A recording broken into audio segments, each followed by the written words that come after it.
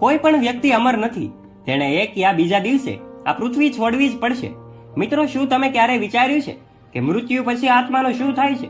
અને મૃત્યુના 24 કલાક પછી આત્મા શા માટે ઘરે પાછી આવે છે? અને કેટલા સમય સુધી ઘરમાં રહે છે? આ તમામ પ્રશ્નોના જવાબ ગરુડ પુરાણમાં વિગતવાર જણાવવામાં આવ્યા છે. આ જ વાત આપણે આ વિડીયોના માધ્યમથી જાણીશું. વિડીયોને અંત સુધી જરૂરથી જોજો. તો ચાલો વિડીયો શરૂ કરીએ. નમસ્તે દર્શક મિત્રો, ફરી એકવાર અમારી યુટ્યુબ ચેનલમાં આપ સૌનું સ્વાગત છે.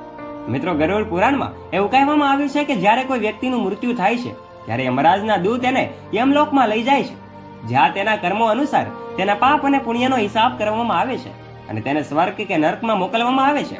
પરંતુ તેને સ્વર્ગ અથવા નર્કમાં મોકલતા પહેલા યમદૂતો તેને 24 કલાક પછી તેને ઘરે પાછા મૂકી દે છે. મૃતની આત્માને એ દેવદૂતો દ્વારા પાછા છોડવામાં આવ્યા પછી તે તેના સંબંધો વચ્ચે ભટકતી રહે છે અને તેના સંબંધીઓને બોલાવે છે, પરંતુ કોઈ તેનો અવાજ સાંભળતું નથી. આ જોઈને મૃતની માતા ડરી જાય છે, પરંતુ તેમ છતાં તેનો અવાજ કોઈ સાંભળતો નથી.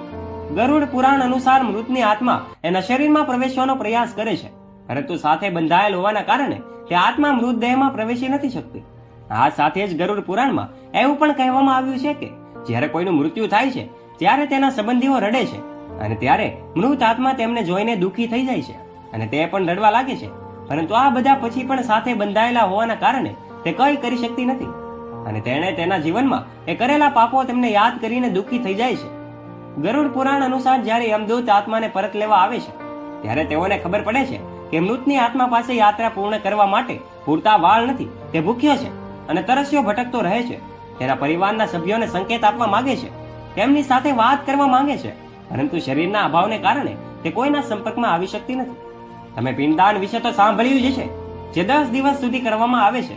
તે મૃત આત્માના વિવિધ અંગો બનાવે છે અને પછી મૃત્યુના 11મા દિવસ પછી, એટલે કે 11મા અને 12મા દિવસના મૃતના આત્માનું માંસ અને ચામડી જે છે બાંધકામ થાય છે અને અંતે 13મી તારીખે જ્યારે પિંડદાન કરવામાં આવે છે ત્યારે મૃતના નામે જે પિંડદાન કરવામાં આવે છે તેનાથી મૃત આત્માના શરીરને એટલી શક્તિ મળે છે કે તે યમલોક સુધીની યાત્રા નક્કી કરી શકે છે. એટલે કે મૃત્યુ પછી તે દિવસ સુધી મૃત આત્મા માટે જે પિંડદાન કરવામાં આવે છે તે આત્માને મૃત્યુ ભૂમિમાંથી યમલોકમાં જવાની શક્તિ મળે છે.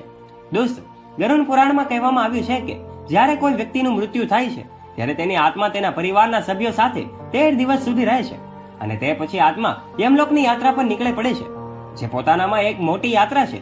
તે દિવસ સુધી કરવામાં આવેલ પિંડદાન આ 1 વર્ષમાં મૃતની આત્મા માટે ભોજન છે અને જો કોઈ વ્યક્તિ માટે ન કરવામાં આવે તો તેની આત્માને ભૂખ્યા રહીને યમલોક યાત્રા પૂર્ણ કરવી પડે છે. ગરુડ પુરાણમાં આ વાત કહેવામાં આવી છે, તેથી અમે તમને પહેલેથી જ કહ્યું હતું કે જે મૃત આત્માના નામ પર પિંડદાન કરવામાં આવતું નથી તેને યમલોકના માર્ગમાં ખોરાક મળતો નથી અને 13મા દિવસે પણ આવી આત્માને યમદૂતો બળજબરીથી યમલોકમાં ખેંચી જાય છે, જેથી મૃત આત્માને યમલોકમાં લઈ જવામાં આવે છે. એટલા માટે હિન્દુ ધર્મમાં કહેવામાં આવ્યું છે કે દરેક મૃત આત્મા માટે તે દિવસ સુધી નિયમિતપણે પિંડદાન કરવું જરૂરી છે. આ બધા સિવાય ગરુડ પુરાણમાં એવું પણ કહેવામાં આવ્યું છે કે જો 13મા દિવસે મૃત પરિવારના સભ્યો રોષ લઈને તેનું દાન કરે છે તો તેની આત્માને શાંતિ નથી મળતી. ઋણ દ્વારા કરવામાં આવેલ પિંડદાન મૃત આત્માને દુઃખ પહોંચાડે છે. ગરુડ પુરાણમાં એવું પણ કહેવામાં આવ્યું છે કે જો કોઈ મૃતના પરિવારને સમાજ પાસેથી લોન લઈને અથવા પરિવારના દબાણથી પિંડદાન કરવા દબાણ કરે તો યમરાજ ક્યારેય માફ કરતા નથી.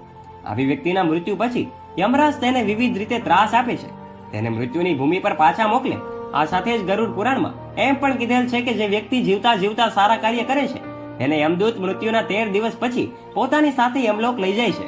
પરંતુ આવા આત્માને મૃત્યુલોકથી યમલોક સુધીના માર્ગમાં કોઈ પણ પ્રકારના દુઃખનો સામનો કરવો પડતો નથી. પરંતુ જે વ્યક્તિ પોતાના જીવનકાળ દરમિયાન ખરાબ કાર્યો કરે છે તેને પણ પોતાની સાથે યમલોક લઈ જાય છે. પણ આવા આત્માને બધી રીતે ભોગવવું પડે છે, તેને બધી રીતે ત્રાસ આપે છે, જેના કારણે તે ધ્રુજવા લાગે છે અને વારંવાર યમદૂતોની માફી માંગે છે, પરંતુ યમદૂતો તેને માફ કરતા નથી. આ પછી જ્યારે આત્મા યમલોકમાં પહોંચે છે ત્યારે તેના પાપ અને પુણ્યનો હિસાબ થાય છે. જો આત્માએ મોટા ભાગે સારા કાર્યો કર્યા હોય તો યમરાજ તેને સ્વર્ગમાં મોકલે છે.